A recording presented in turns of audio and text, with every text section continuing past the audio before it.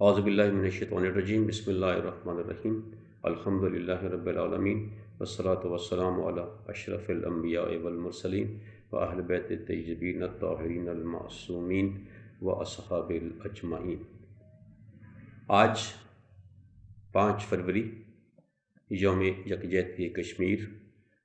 آج کا یوم یکجہتی کشمیر ہے۔ آج کا یوم یکجہتی مظلومین جہان ہے۔ آج کا یوم یکجہتی مستضعفین جہان ہے۔ ظلم جہاں بھی ہو، جس حال میں ہو، قابل مذمت اور قابل نفرت ہے۔ ظالم جہاں بھی ہوں، جس حال میں ہوں، قابل مذمت اور قابل نفرت ہے۔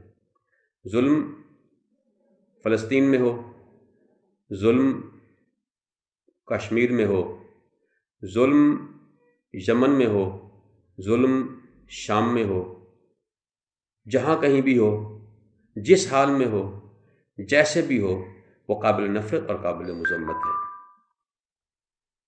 آج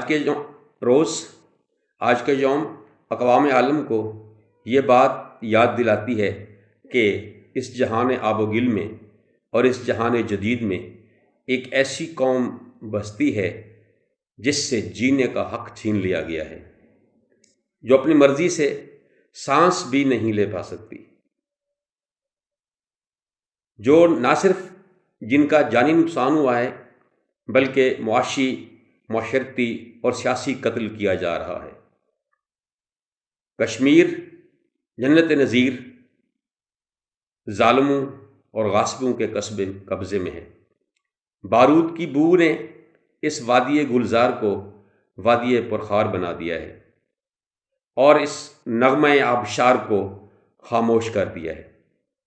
ظالموں نے ظلم و بربریت کی داستانیں رقم کی ہیں۔ ظلم و بربریت کے وہ ستم ڈھا رہے ہیں جس سے انسانیت لرز اٹھتی ہے۔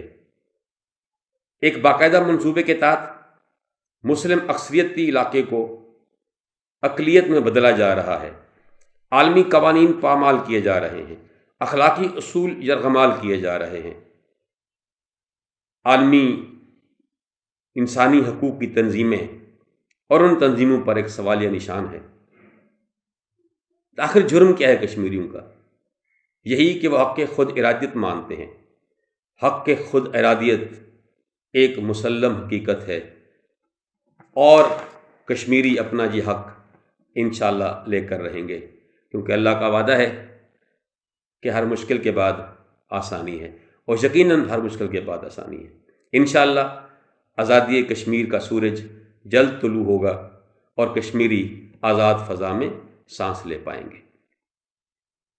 آج 5 فروری 2021 دنیا ابلاغ میں اور دنیا ذرائع ابلاغ میں ایک نئی تاریخ رقم کر رہا ہے۔ آج ٹاک ٹی وی کا آغاز کیا جا رہا ہے۔ انفارمیشن ٹیکنالوجی اور کمیونیکیشن ٹیکنالوجی کے دور میں ٹاک ٹی وی حق اور حقیقت تک رسائی میں مددگار ثابت ہوگا۔